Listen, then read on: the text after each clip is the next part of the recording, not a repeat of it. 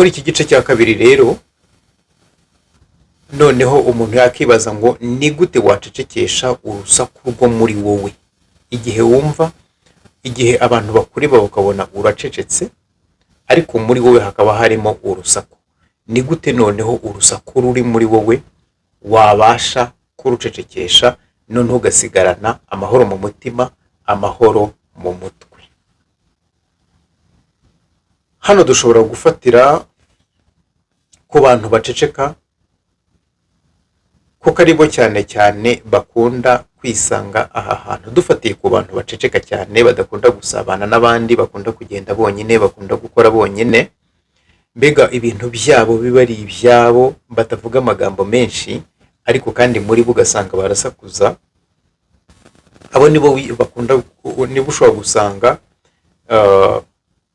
bari muri iyi mibereho yihariye cyangwa se imibereho idasanzwe. Tubafatiyeho rero urugero, mbere ya byose banza umenye icyaguteye guceceka. Ese mbere ko wavugaga, mbere ko wasabanaga, mbere ko wagiraga hari ukuntu wagaragaraga, byaje kugenda gute? Banza umenye impamvu yaguteye guceceka. Utaramenya impamvu yaguteye guceceka, biragoye ko uru rusaku wabasha kurucecekesha. Ahari icyaguteye guceceka, watinye kumena ibanga. Ese waba waratinye kumena ibanga nicyo cyaguteye guceceka? Waratengushywe se? Hari igihe waba waratengushywe nabyo bikagutera guceceka. Wabuze se uwo wizeraga? Hari n'ibindi umuntu ashobora kuba yavuga. Hari ugutinya kumena ibanga ryawe cyangwa se ry'abandi bikagutera guceceka kubera ko wiyizi. Hari ukuba waratengushywe nabo wizeraga, cyangwa se ukaba warabuze umuntu wari ufite icyo asobanuye cyangwa se usa nkaho yarusobanuye byose ku buzima bwawe, none ugasigara wumva uri wenyine, ukumva ibyo biraguhagije ugahitamo kwibera gutyo. Hari n'ibindi umuntu ashobora kuba yavuga, hari n'ibindi bintu umuntu ashobora kuba yavuga, ariko igikubiyemo aho ngaho ni ukubanza kumenya impamvu nyirizina yaguteye guceceka. Noneho ikindi, ibyo byose byabaye, banza urebe uruhare rwawe. Uruhare rwawe muri ibyo bintu ni uruhe? Niba ari ugutenguhwa, niba waratengushywe, uruhare rwawe ubundi ni uruhe muri ibyo bintu? Ikindi, umaze kureba uruhare rwawe, icyo usabwa noneho ni ukurwemera, ukavuga uti ibi ni ibyanjye, ibi ni njye nabigizemo uruhare, reka noneho nikorere ingaruka zabyo. Emera uruhare rwawe, noneho numara kurwemera wibabarire wowe ubwawe. Wibabarire ubwawe uvuga ibi ni ibyanjye, ndabyemera, yego uyu ni njye. Noneho ibabarire. Numara kwibabarira, noneho ubabarire n'abandi. Numara kubabarira abandi, wiyakire. Wiyakire ukuri n'ingaruka z'uruhare rwawe uzakire. Iyo nayo ni inzira, cyangwa se nibiri mu nzira yakugeza ku gucecekesha urusaku ruri muri wowe, kubera ko utaramenya impamvu yo guceceka, utarasuzuma uruhare rwawe, utaribabarira, utariyakira, utarababarira abandi ngo wemere noneho no kubaho mu ngaruka z'uruhare rwawe. Biragoye ko ayo majwi yabasha guceceka muri wowe. Noneho ikindi, nyuma yo kwiyakira, ni ukwiyambura ibikuremerera wifitemo. Wowe ibikuremerera uba wifitemo urabizi. Hari ukubika hahise, hari ukugira inzika, hari guhora witotombera abantu, harimo ibintu byinshi. Wowe ibintu bikuremerera, iyo uri muri uyu mwanya uhita ubyumva. Iyo wamaze gusuzuma ukabona uruhare rwawe wowe ubwawe, biroroshye guhita ubona ibikuremerera, noneho wamara kubibona ukabyiyambura. Ngira ngo ibyo birumvikana. Wamara kubibona ukabyiyambura. Noneho hari ikindi, ni uguhindura ibyo ubamo ukanahindura abo musanzwe mugendana. Guhindura ibyo ubamo, ibyo usanzwe ubamo ukabihindura, ibikwangiza wowe urabizi, ugahindura n'abo mugendana cyangwa se abantu batakubaka, abantu bakuyobya, abantu batuma urushaho kuremererwa, bigusaba kubahindura. N'ibyo bintu byose ukabihindura, noneho ugahindura uko watekerezaga n'uko watekerezaga ku bandi. Guhindura imitekerereze, guhindura uburyo wabonaga ibintu n'uburyo wumvaga ibintu, ugahindura uko wafataga abantu n'uko wabanaga nabo, ukagira ibintu uhindura.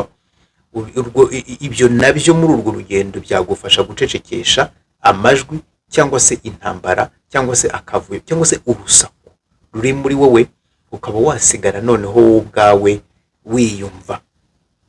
Noneho nyuma y'ibyo, nyuma yo guhindura ibyo watekerezaga kandi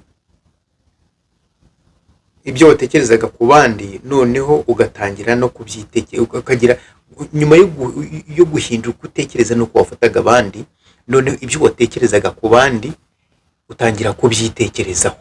Niba utekereza ko abantu bagombye kuba ari beza, niba utekereza ko abantu bagombaga kuba ari beza, none wowe hinduka mwiza, ubabere mwiza. Ubundi se ko nshaka ko abantu bambera beza, ngewe ndi mwiza kuri bo. Ugahindura uko utekereza cyangwa se uko wafataga abantu. Niba wafataga nabo, ugatangira ukiga kubafata neza kugira ngo nabo ya neza yabo ibashe kugaragara. Noneho tekereza amahoro kuruta ibibi. Habandi ibyo wumva bakwimye, ibyo wumva abandi bakwimye, wowe bibahe. Niba batarakwitayeho, niba bataragukunze, niba batarakuvuza ibyiza, niba bataraguhaye ibyiza, noneho uhindukira ibyo ngibyo utekereza ko bakwimye ubibahe. Noneho utangira utekereza ibyiza ku bantu, kwa kundi watekerezaga wenda ari bibi bigatuma warabavuyemo ukaba uri wenyine. Noneho utangira ubatekerezeho ibyiza, ibyo ukeneye ko baguha, noneho wowe utangire ubibahe. Noneho ikindi, saba Imana kuba mu buzima bwawe no kuba umuyobozi wabwo. Ntabwo urwo rugendo rwose wabasha kurugenda wenyine Imana itarurimo ngo rubashe kuba amahoro. Rero iyo usabye Imana ikaza kuba mu buzima bwawe kandi ikaba ari nayo ibutegeka, ikaba ari nayo ibuyobora, ikabuha icyerekezo, ibyo byose ubasha kubigeraho kandi ukabaho ubuzima bwishimye, ubuzima bufite amahoro, kandi ukabasha no kubana neza munahuje. Noneho itoze kubona ibyiza mu bandi, gukora ibyiza no kubigaragariza abandi. Itoze gukora ibyiza, itoze kubona ibyiza mu bandi, kandi unabibagaragarize. Itoze kubona ibyiza mu bandi, gukora ibyiza, kandi unabigaragarize abandi. Ibyo ngibyo ubyitoze, ubiganirize abandi, ubibaganirize. Noneho ikindi, iyegereze abantu ubona bagufasha kugenda urwo rugendo. Iyegereze abantu ubona bashobora kugufasha kugenda urwo rugendo rwiza, urugendo nakita rwiza rwo kuva mu mibereho idasanzwe, mu mibereho yihariye itarimo abandi bantu, imibereho y'agahinda, imibereho ya stress, imibereho y'umuhangayiko, imibereho y'urwango.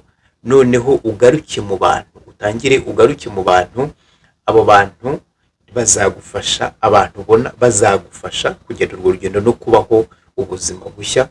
Buzaba ari bushya kubereye ko uzaba umaze igihe kinini utaburimo, ariko buzaba ari ubuzima busanzwe bwagenewe abantu bose, ubuzima bw'ibyishimo, ubuzima bw'ubumwe ndetse n'ubuzima bw'amahoro.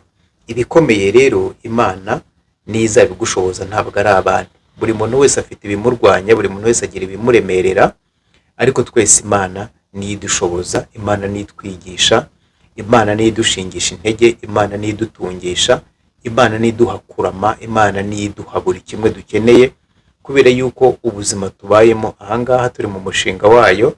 Buri muntu wese afite ikintu cyamuzanye, afite icyo yaje gukora. Niyo mpamvu rero ibizakugora muri uru rugendo. Mbere ya byose uzabanze ujye imbere y'Imana, ah, uyibwire ngo ngewe ndaremerewe, cyane ko Yesu yahamagaye abarushya n'abaremereye kugira ngo baze abe ari we ubaruhura. Muri Matayo 11 yaravuze ngo mwese abarushya n'abaremerewe muze munsange ndabaruhura, mwemere kuba abagaragu banjye munyigireho, muzagira uburuhukiro mu mitima yanyu. Rero Imana ibikugoye niyo yonyine yabigushoboza, iyo niyo mahoro yacu, niyo byishimo byacu, nibwo buzima bwacu. Rero ugomba kuyisanga kwebwira ngo ndaremerewe, nta wundi wanduhura usibye wowe, cyane ko hari nayo ivuga ngo munyikoreze amaganya yanyu yose, kandi muze twihererane, mumbwire ibibarushya, mumbwire ibibananiza, kugira ngo mbashe kubibikorerera, mbe hagati muri mwebwe, mumbere abana, mbabere umubyeyi. Rero nasoza ahangaha mvuga ngo ibintu bituma umuntu rimwe na rimwe aceceka ni nk'amabanga. Hari amabanga umuntu atavuga aba muri we, kuko hari ibyo twebwe biba muri twebwe bitajya bisohoka. Hari ibintu biba muri twebwe bitajya bisohoka, ariko bimwe bishobora kuba byakugora kandi bikakuvuna rwose, bikaba byo byagushyira no muri ubwo buzima. Nshobora kuba nabivugaho, wenda ukumva niba ari ahantu uhuriye nabyo, noneho Imana izagufasha kuva aho hantu, izagufasha kuva aho hantu. Rero ushobora kuba ufite kimwe mu byaguteye guceceka. Ushobora kuba muri sosiyete irimo ababyeyi bagize amahirwe yo kubyara, kandi nawe wagiye kwa muganga, wenda ubona ufite uburyo bwo kuba wabyara, ariko byaranze, ibyo bikagutera ipfunwe. Ibyo ngibyo Imana niyo yabishyira ku murongo. Ariko kandi ku rundi ruhande birashoboka yuko waba utabyara kubera yuko uzi neza yuko nta matirise ugira. Wowe ubwawe urabizi ko nta matirise ugira, inzira byaciyemo kugira ngo ube ntayo ufite ubwawe urayizi, ariko ntushaka kubigaragaza.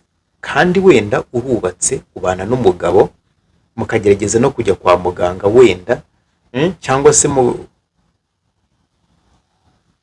ibintu birimo hagati aho ngaho, ngira ngo ibyo ntavuze urimo urabyumva, uragerageza kubyumva. Ushobora kuba nta matirise ugira, kandi icyo ngicyo ukaba nta muntu wakibwira, ukumva ni igisebo, ukumva ni ipfunwe, ukumva bizakurura n'ibindi bibazo nuramuka ubivuze. Iryo ni ibanga rishobora kuba ryatuma ubaho ucecetse. Niyo rero ingaruka guceceka kwawe bizazana umuvuduko w'igifu n'ibindi, nubwo babivura ntabwo bizakira keretse ugaragaje impamvu yawe guceceka, kuko urayizi. Hari ukuntu ushobora kuba warataye cyangwa se warishe umwana.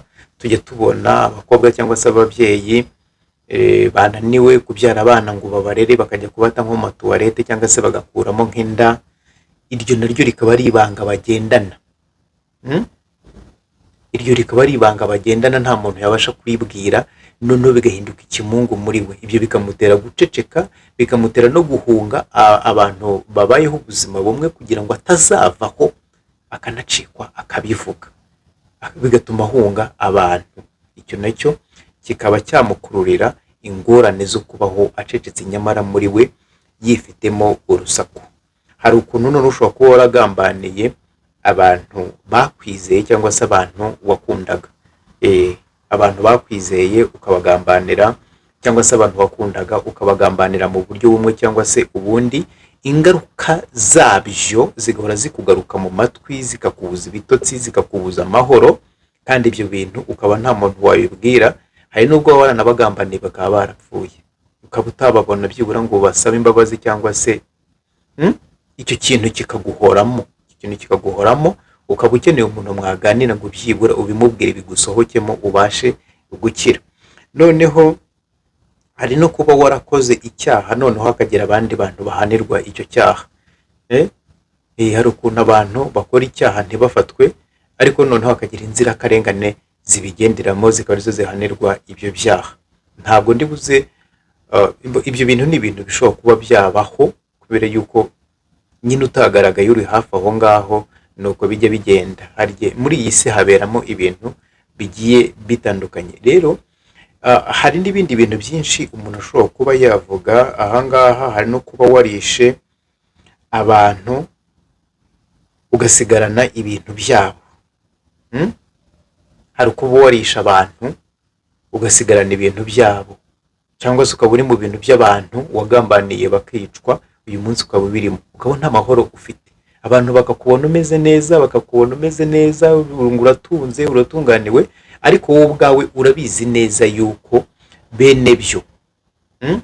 urabizi neza yuko bene byo aho bari urahazi, inzira byaciyemo urayizi, hari n'igihe ari wowe uba warabiyiciye, bikakubuza amahoro kandi ukumva nta muntu wabibwira, bikagukururira kuba mu kato, kwishyira mu kato, cyangwa se kubaho wigunze, noneho ibyo bikakwangiza. Akaba ariyo mpamvu ingaruka zabyo, zaba indwara zitandukanye, ujya kwa muganga bakagerageza kuguha n'imiti rwose, ariko ukaba udashobora gukira, kubera yuko bavura ni nk'ibimenyetso bavura, ariko igitera iyo ndwara nyirizina kikaba kiririya, keretse uramutse uvuze. Rero inama nasorezaho ahangaha, kugira ngo urwo rusaku ruri muri wowe, cyangwa se kugira ngo ugaruke mu buzima busanzwe, icyo wakora ni ukurengurira umupira aho warengeye, ni ugusubira ku isoko, ni ugusubiraho ibintu byatangiriye kwa kundi byatangiye, noneho ukiyunga nawe ubwawe, ukiyunga n'abantu wahemukiye, cyangwa se ukihana. Ukihana. Hari uburyo utabasha kubona abo wahemukiye ngo wiyunge nabo, ariko Imana ibasha gutanga imbabazi, ikakubabarira, ukagira amahoro mu buzima bwawe, kuko yo itandukanye natwe, niyo mpamvu nyine yitwa Imana. Rero mu ncamake navugaga imibereho yihariye, cyangwa se imibereho idasanzwe, ndetse iyi mibereho abantu bayimenyereye, cyangwa se abantu basanzwe bazi ubuzima nk'ubu ngubu, bafite andi mazina bashobora kuba babyita, ariko ndatekereza ibyo mvuga byo birimo kumvikana. Niba wisanze rero aha hantu, niba wisanze muri uyu mwanya, gerageza wivure kuko birashoboka, gerageza wivure kuko birashoboka. Iyi ni inzira yihariye, ni wowe uyihariye, kuko ibyo wumva ni wowe wenyine uba urimo kubyumva, n'umutwaro wikoreye uba ari uwawe, ariko kandi no kuwutura birashoboka, kuko Yesu yaravuze ngo mwese abafite ibibaruhije n'abafite ibibaremereye, mwese ni musange mbaruhure. Imana rero niyo buruhukiro bwacu, Imana niyo mahoro yacu, Imana nibwo buzima dufite, Imana niyo gukurama kwacu, byose niyo. Nta muntu rero wayigeze imbere ngo abure icyo yagiye ashaka. Reka mpinire ahangaha rero, Imana ihe umugisha buri muntu wese, kandi wigeze imbere ayibonera icyo yagiye ashaka, kugira ngo tubashe kubaho ubuzima bufite amahoro, turi umwe hagati yacu, dufitanye ubumwe, kandi tubashe kubaho tunezerewe muri ubu buzima twisanzemo bwo ku isi. Imana ibahe umugisha.